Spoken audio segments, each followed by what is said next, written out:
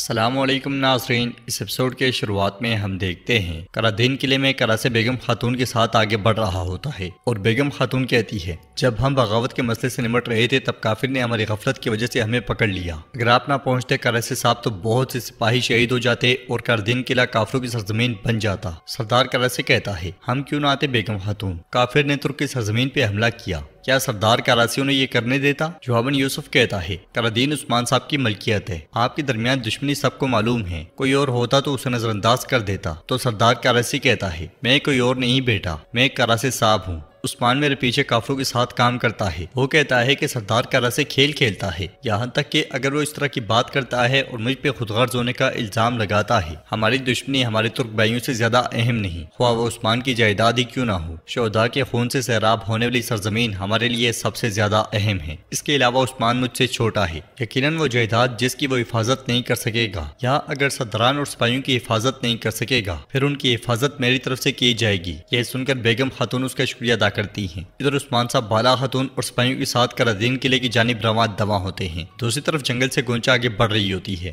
مگر ایک مقام پہ رکتے ہوئے کہتی ہے تم کہاں جا رہی ہو گونچا؟ یہ سنتے ساتھ ہی گونچا اس لمحے کو یاد کرتی ہے جب قبیلے میں سب کے سامنے سردار یعقوب نے اسے تھپڑ مارے تھے۔ اس کے بعد اپنی ماں کے مارے ہوئے تھپڑ یاد کرتی ہے، پھر غمگین ہوتے ہوئے کہتی ہے کیا تمہارے پاس کہیں جانے کی جگہ ہے؟ میرا بچہ بھی نہیں ہے۔ اس کے بعد وہ علاؤالدین کی محبت کے اظہار کو یاد کرتی ہے اور کہتی ہے صرف تم ہی ہو علاؤالدین، میری محبت، میرا امتحان، میرا وطن، سب تم ہی ہو۔ اب سے میں صرف اور صرف تمہارے لیے زندہ رہوں گی، میں آپ کے لیے سب کچھ برداشت کروں گی۔ اس لیے میں گلچے خواتین کے ساتھ وہاں پہنچتی ہے اور اسے کہتی ہے آپ یہاں کیا کر رہی ہیں؟ تو گلچہ کہتی ہے میں تازہ ہوا لینے کے لیے باہر نکلی تھی، تم یہاں کیا کر رہی ہو؟ تو گلچے کہتی ہے ہم کپڑے دھونے جا رہے تھے۔ یہ سن کر گونچا کہتی ہے چلو پھر میں تمہارے ساتھ چلوں گی۔ یہ کہتے اور سنتے ساتھ ہی وہ دونوں آگے بڑھ جاتی ہیں۔ ادھر ہم دیکھتے ہیں کہ عثمان صاحب سپاہیوں کے ساتھ قرادین قلعے میں داخل ہوتے ہیں اور وہاں کے حالات دیکھ کر سب چونک جاتے ہیں۔ علاؤالدین کہتا ہے ہمارا سامنا کافر سے نہیں ہوا، حالانکہ ہم قلعے کے اندر تک پہنچ گئے۔ اور ہان کہتا ہے قلعے میں کوئی دفاع بھی نہیں کیا گیا حضور، یہ سب کیسے ہوا؟ اس کے ساتھ وہ سب گھوڑے سے اتر جاتے ہیں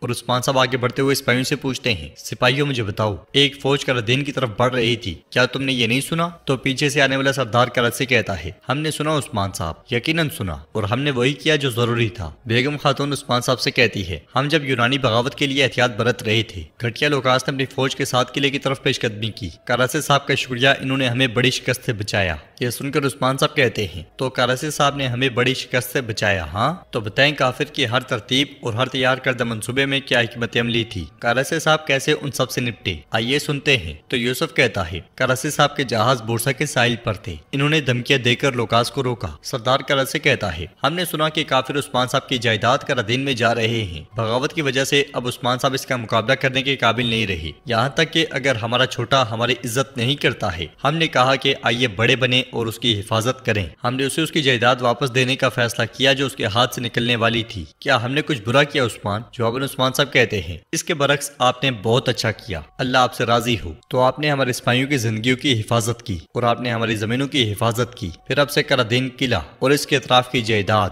آپ کے لیے میری طرف سے تحفہ ہے۔ یہ سن کر سب حیران و پریشان ہو جاتے ہیں۔ کراسے کہتا ہے تو آپ مجھے قرادین دے رہے ہیں؟ ہاں۔ جواباً عثمان صاحب کہتے ہیں ہم کبھی بھی احسان کرنے والے کو خالی ہاتھ نہیں بھیجتے، آپ آئے اور ہمارے بڑے بھائی بن کر مدد کی، اب اس کوشش کے بدلے یہ قلعہ آپ کا ہے۔ کراسے کہتا ہے عثمان صاحب تو آپ کے کہنے کا مطلب ہے کہ جتنا اچھا کام ہوگا اتنا ہی بڑا انعام ملے گا، آپ سیاست میں اتنے ہی ماہر ہیں جتنے لڑائی میں، لیکن آپ جانتے ہیں کہ میرے پاس بہت سے قلعے ہیں، آپ اپنا قرادین رکھ سکتے ہیں، آئیں اور میرے ساتھ اتحاد کریں۔ مگر عثمان صاحب کہتے ہیں نہیں، کراسے صاحب تحفے کو رد کرنا ہمارے اصولوں کے خلاف ہے، میرا فیصلہ یقینی ہے، بیگم خاتون اپنے سپاہیوں کو لیں اور قرادین قلعہ چھوڑ دیں اور اسے کراسے صاحب کو دے دیں۔ یہ کہتے ساتھ ہی عثمان صاحب اپنے سپاہیوں کے ساتھ روانہ ہو جاتے ہیں۔ بورسا میں لوکاس کہتا ہے عزیز بابا، یسوع نے مجھے قرادین کی شکست کے ذریعے سزا دی کیونکہ میں نے ترکوں سے معاہدہ کیا تھا، لیکن میں کبھی گھٹنے نہیں ٹیکوں گا، کبھی بھی نہیں، میں عثمان کو تباہ کر دوں گا۔ کالے چوغے میں ملبوس کوئی دوسری طرف اس کے کھڑا ہوتا ہے اور لوکاس جیسے ہی آگے بڑھتا ہے تو دوسری طرف سے صوفیہ سامنے آتی ہے۔ صوفیہ کو دیکھ کر لوکاس چونک جاتا ہے اور صوفیہ اسے کہتی ہے میں تمہارے ساتھ رہوں گی جب تک کہ عثمان کو تباہ نہیں کر دیتے لوکاس۔ لوکاس کہتا ہے تم کیسے؟ میں نے سوچا، جواباً صوفیہ کہتی ہے تم نے بھی سب کی طرح سوچا کہ میں مر گئی ہوں۔ یہ کہتے ساتھ اس لمحے کو یاد کرتی ہے جب عثمان صاحب نے تلوار اس کے پیٹ میں گونپی تھی اور اس کے بعد اسے تھپڑ مار کے نیچے پھینک دیا تھا۔ صوفیہ کے سپاہی اسے اٹھا کر لے گئے تھے۔ اس خیال کے بعد صوفیہ کہتی ہے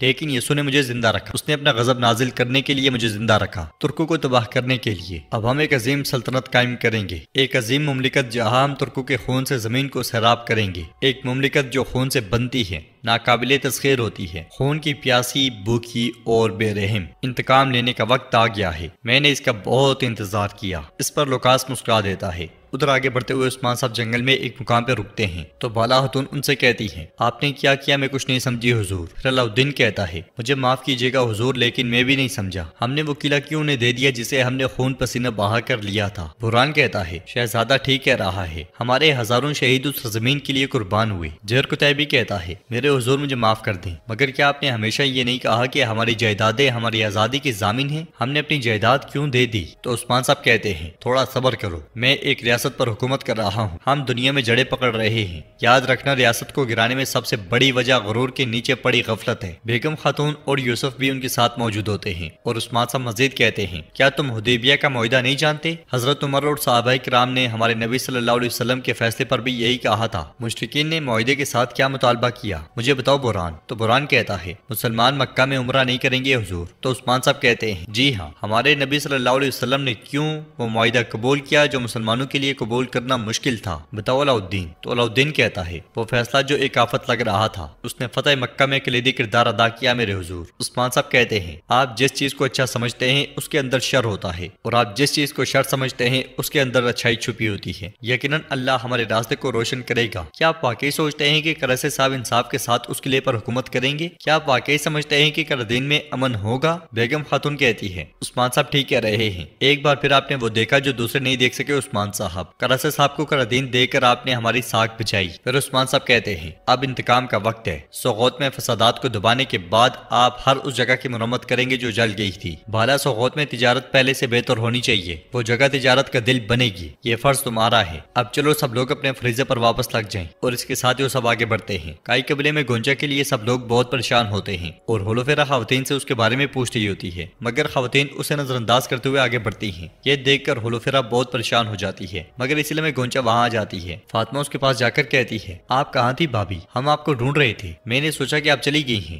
تو گونجا کہتی ہے میں کہیں نہیں جا رہی فاطمہ، بہنیں کپڑے دھونے جا رہی تھی تو میں بھی ان کے ساتھ چلی گئی، کپڑے دھو کر مجھے تھوڑا سا سکون ملا۔ خیمے کے پیچھے سے ایک خاتون چھپ کر انہیں دیکھ رہی ہوتی ہے اور فاطمہ گونجا سے کہتی ہے اگلی بار مجھے بھی اپنے ساتھ لے جائیے گا۔ پھر وہاں کھڑی ایک خاتون کہتی ہے فسادات کی وجہ سے ہم اپنے بچوں کے بارے میں پریشان تھے، شکر ہے گونجا خاتون نے ہمیں ہمت دی۔ تو ہزال کہتی ہے پریشان نہ ہو، ڈرو نہیں، ہنگامہ جلد ختم ہو جائے گا، میں نے کئی لڑائیاں اور فسادات دیکھے ہیں۔ مگر وہ خاتون ہولوفیرا کی جانب دیکھتے ہوئے کہتی ہے جو لوگ اس کا سبب بنتے ہیں وہ اداس نہیں ہوتے، لیکن ہمارے بچے اس کا شکار ہیں۔ یہ کہتے ساتھ ہی وہ آگے بڑھ جاتی ہے اور ہولوفیرا کو بہت دکھ ہوتا ہے، وہ ایک طرف اور باقی خواتین دوسری طرف چل پڑتی ہیں۔ اسے غمگین دیکھ کر ہزالو سے کہتی ہے اداس نہ ہو لڑکی۔ اور ناظرین اس کے ساتھ یہ ایپیسوڈ بھی اختتام پذیر ہوتی ہے۔ اگر آپ کو ویڈیو پسند آئے تو ویڈیو کو لائک کر دیں، چینل کو سبسکرائب نہیں کیا ہوا تو سبسکرائب کرنے کے ساتھ ساتھ